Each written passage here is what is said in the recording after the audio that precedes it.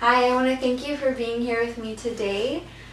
A few weeks ago, I spoke with you, Mike, or just by way of information, I have Carter, Lizzie, and Annie here, and they are helping me prepare for my business presentation with Interstate Sales with the manager and owner, Mike Trentman. So I want to thank you guys for being here with me today.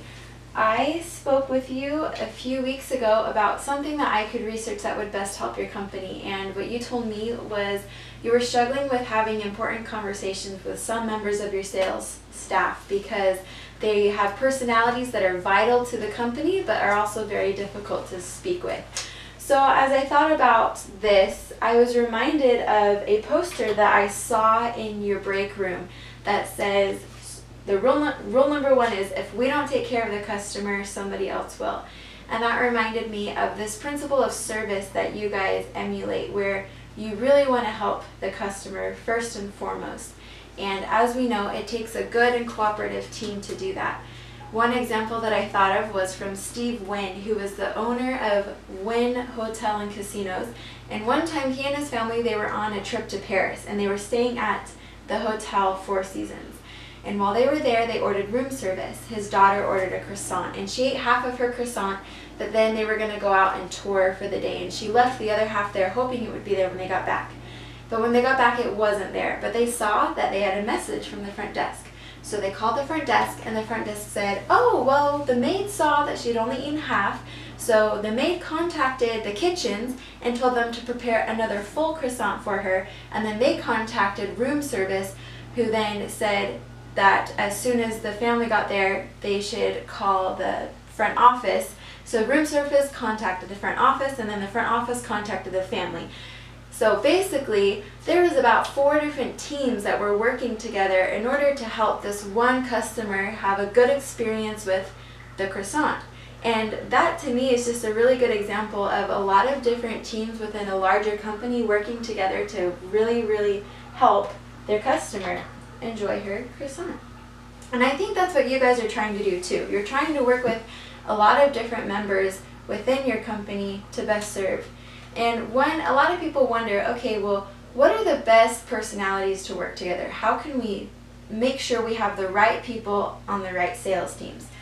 And Google actually did a giant study about this in 2012. They called it Project Aristotle, and their goal was to know who are the best types of people that can work together and be the most effective, efficient teams. What constitutes the most effective and efficient team? And actually, surprisingly, after surveying hundreds of people and deeply analyzing 180 different teams, they found that it didn't really matter who was in the team. It didn't matter who. What mattered more was this concept called psychological safety. And if a team had psychological safety, then they were going to be effective. Now, psychological safety, what does that mean? Essentially, it just means that it's the ability for a team to all feel like they're able to equally contribute, and that their ideas are respected, and that they have the freedom to be creative and innovative. And it's less to do, like I said, with who's in the team, but more with how the team members interact with each other. Is there that element of respect? And so I thought about, okay, bringing this to Interstate Sales. Well, I think one of the first things that you can do before you really go into having these difficult conversations, one tool that might be helpful is better understanding your employees. And one way you can do that is through the use of a personality assessment. Now, after doing research, the best personality assessment that I found as far as the workplace environment goes, knowing how people best work in the workplace, is the Myers-Briggs personality. And this is one that analyzes 4 different character traits. It essentially helps people see how they best see the world and how they make decisions based off of these 4 categories. The first category is how do you prefer to think about the world? Do you prefer your own inner world? Are you more introverted? Or do you prefer to focus on the outer world, meaning you're more extroverted? And then, how do you prefer to focus on information? Do you like to focus on the basic information or do you prefer to interpret and add meaning to information? Are you a sensor or are you intuitive? The next one is, how do you like to make decisions? When you're making decisions, do you prefer to look at the logic and look at the consistency, or do you prefer to look at the people and special circumstances? And then last, how do you like things to be structured? Do you prefer things to be decided and that's how it is, or do you prefer to be open to new options and new ways of information? That's called judging and perceiving. So I went ahead and asked all of your employees to take this personality survey, and I was surprised to hear that they went ahead and shared their results with you, and I think that's great. But one aspect of their results that they might not have shared is how their personality specifically works in the workplace. There's a whole analysis of that within the personality assessment that I sent to them, and it might be worth your time to look into that, just so you can better understand your employees and what helps them best serve you and serve the teams that they're in based off of their personalities. So the next thing that is important to recognize when trying to be this good, efficient, and cooperative team is not only do you need to know each other really well, but you need to be able to have these crucial conversations. A crucial conversation is any conversation where the stakes are high and where there's the potential for there to be tension and emotions. And part of having a business is having conversations, getting business done when the stakes are high. And we have to be able to have these conversations effectively in order to create change and find solutions. There's this whole book and program called Crucial Conversations, and you can read the book and even there's training programs that go along with it. And you can go through these, but just for the sake of this presentation, I'm going to briefly go over the 7 steps of these crucial conversations and what is important to have. The first thing, whenever you have a crucial conversation, is you need to make sure that you're starting with the heart and that you're showing your employee that you're coming from a place of empathy, you're coming from a place of where you want to do what's best for the company, what's best for them. The next important thing is you need to stay in dialogue. And that just means that you don't want to do anything that breaks down the walls of communication. You want to continue to talk with each other and make sure that there's always that dialogue going, because as soon as one of you shuts down, you're not going to be able to come up with an amicable solution. The next thing is you got to make it safe, and this kind of touches back to that concept of psychological safety.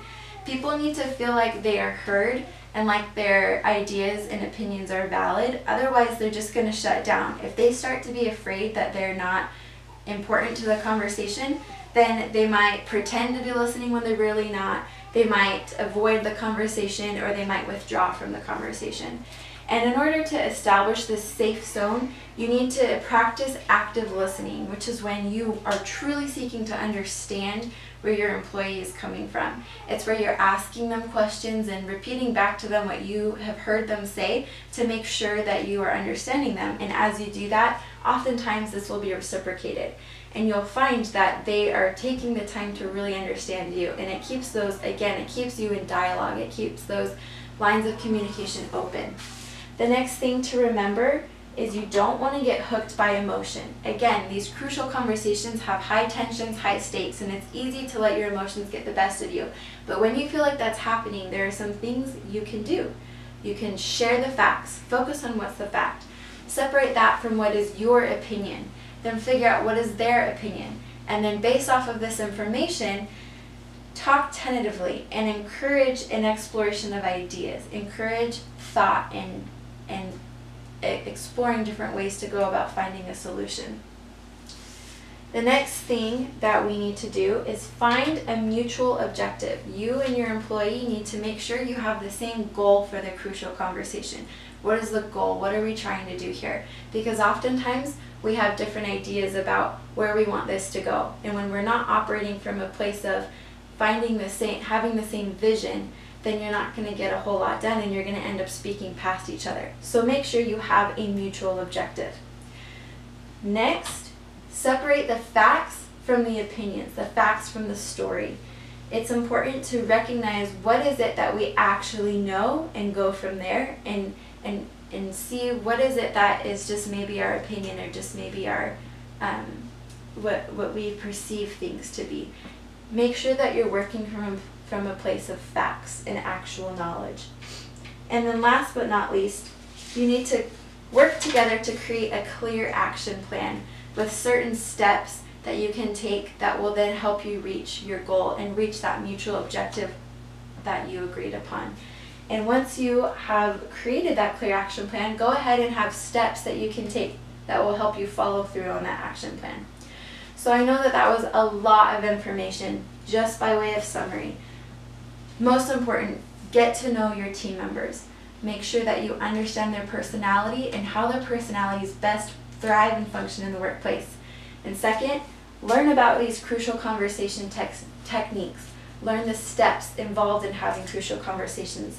Again, I would highly encourage you to read the book and perhaps even go through the training as a company. And if you can do these things, then I have no doubt that you will be the ones who end up serving your company, or who end up serving your customers, because you guys will have established clear and effective lines of communication. You will be cooperative, you'll be efficient, and your employees and you will have the room to be creative in how to best serve the customer. And I thank you for your time and for this opportunity that I've had to study your company and learn more about you guys and think about how maybe I can help you. So thank you very much.